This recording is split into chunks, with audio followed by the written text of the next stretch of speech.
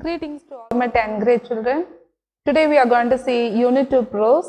I welcome you all to this e-learning platform. Today let's see the lesson, Prose lesson, The Night the Ghost Got In. The writer is James Grover Thurber. James Grover Thurber. Okay. This story written by James Grover Thurber is all about misunderstanding and imagination taking place in a house. That is, the narrator is taken here as Herman, a boy, and he is having a misunderstanding. Because of his misunderstanding, lot of confusions and chaos happens in his house in the midnight of a day. So what is happening later? Lot many things have been spoiled in his house. So that incident has been said in this lesson. Let's see what are the misunderstandings happening because of the Herman. In Unit 2 Prose, you can see the main characters, the narrator. Narrator is Herman. Narrator has a grandfather, okay, and his mother. This is a brother, okay, Herman's brother, and Mr. and Mrs. Bordwell. Actually, they are the neighbors and police officers. Few of the police officers who are coming in the story. Next, we will see the story starts like this. Mother is sleeping upstairs. Mother is sleeping upstairs and the two boys are sleeping downstairs in their bedroom. And you can see they are in two different rooms and two different portions of the house. That is upstairs and downstairs. And this Herman, actually this is a symbolic representation only, not the exact picture. Okay, Herman actually goes inside the bathtub to take a bath and he comes out. This incident takes place in the midnight of 1 o'clock. Around 1 o'clock it's taking place, and when he comes out and he's wiped his body dry, suddenly he hears some sound in the dining table. Someone is walking, someone is going around the dining table, some sound is heard. Their house are made out of wooden mostly. Okay, that creaking sound of the wooden planks, everything he can hear.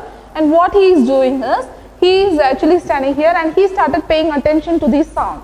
So this, he alerts his brother, younger brother, and he says some ghosts are going inside the house. We have to see what is happening in the house. But this boy is very afraid about ghosts, and he covers himself in the bed sheet and he stays inside the room itself. But Herman keeps on compelling him, and he takes him out of the house, out of the room, and he goes to the dining table. Meanwhile, he also guesses that sometime it may be his brother or his father, because they both went to the army and they were out of the house. Maybe they would have returned home surprisingly as a surprise for the family. So like that they would have returned back, or it must be a ghost. That's what they are thinking. Or this is some other thing, that is they will inform their mother as burglars have come inside their house. Actually they have come to a conclusion, boys have come to the conclusion that it is a ghost, but they say to the mother it is like burglars have come inside the house. Mother started hearing the sound in the house and she asked what is happening downstairs. The boys were saying some burglars have come inside the house, so we are very afraid. So they will run to the upstairs. They'll go to their mother. And mother, what she is doing is, she'll ask the boys to call the police and inform them. But they cannot come downstairs. You can see there from the upstairs they are seeing, actually the telephone is in the downstairs. They can't do anything, because if they come down, if burglars are there, they may attack the children or attack the person, anyone in their house. So they are very afraid and they stay in the upstairs itself. And they get an idea what to do is, they will go to the window side and they will see their neighbor's house. From their house, they will inform their neighbor, Mr. Bordwell and Mrs. Bordwell, by throwing a shoe through the window.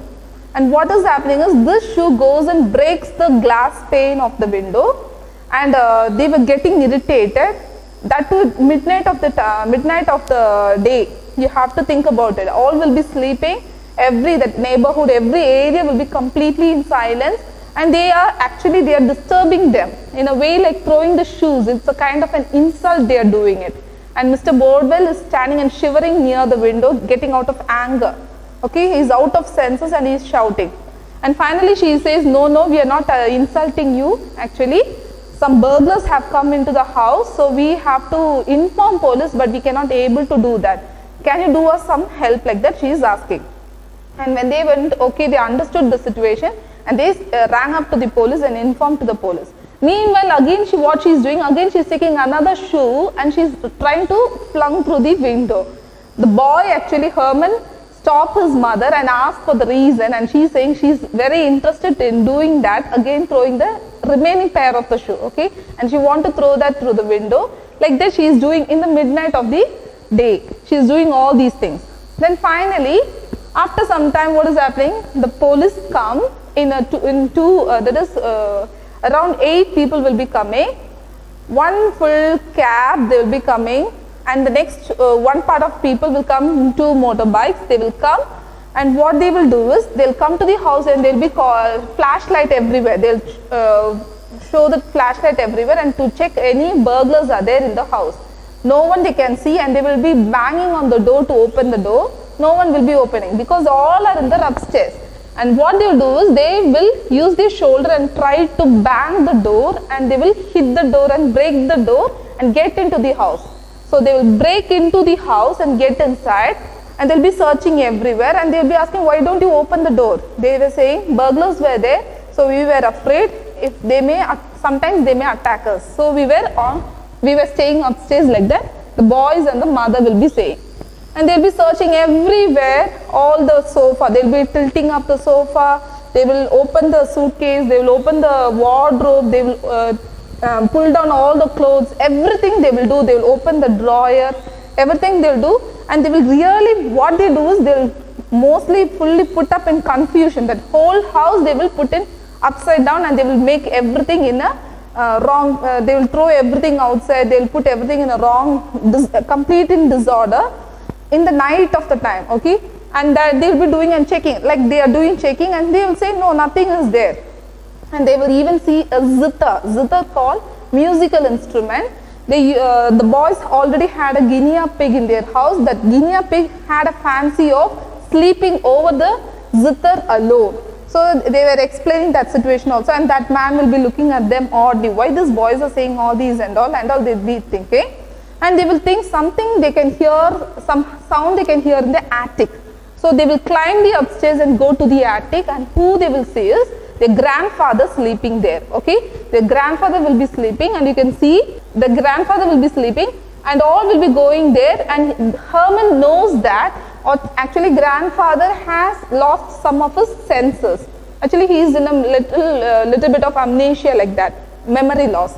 So he always thinks of the past, like the general army needs that soldiers will be coming and attacking them. So he always have a rifle in his hand, and when these cops were running upstairs, he thought that General Meade's army is coming to attack them. So what he did is, he took his rifle and he shot one of the policemen, and that made them really, they actually come to save the household people. But he is attacking them in turn. So everyone were in upset mode, and what he is doing is, he was asking them to retreat from the home. He asked them to leave the house immediately. And Herman only was giving an explanation to the people, to the policemen, what is the situation of the grandfather, and he made everything in a proper condition, and they left the house. They were saying, actually ma'am, no one is there in the house, no burglars. In the next slide also you can see that they will be saying like this is the situation, the boys are afraid like ghosts, the policemen are coming, they are going to the upstairs. When they go to the attic, that grandfather is giving a shot at them.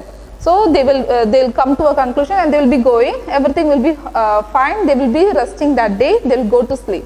The next day when they got up, grandfather is as usual, very fresh, very casual, very cool, and he is having a very good breakfast with them, and he is asking, what happened yesterday, why those policemen and all came here like that, he'll be asking.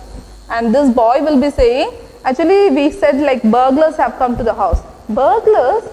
Yes, I heard some sound in the dining table, so we started thinking that burglars and some maybe ghosts also may be there like that, they will be saying.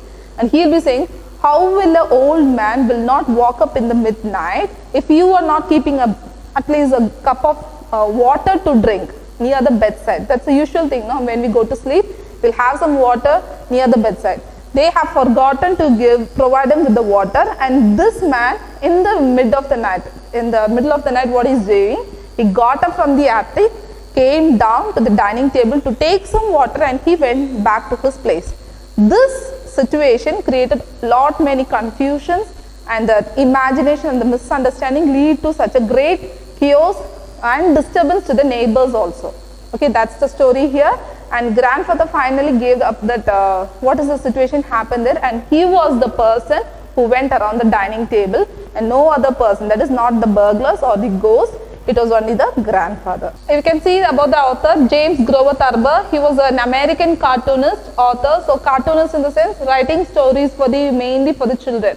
So many imaginations, horrors, mostly this happens for everyone. Children, when they start growing to a particular age, they start creating imagination in them. So he is a great person he is a great cartoonist, author, humorist. You can see some humors also in the story. Journalist, playwright, and celebrated wit. He was best known for his cartoons and short stories published mainly in the New Yorker magazine, such as the Cat Bird Seed, and collected in his numerous books.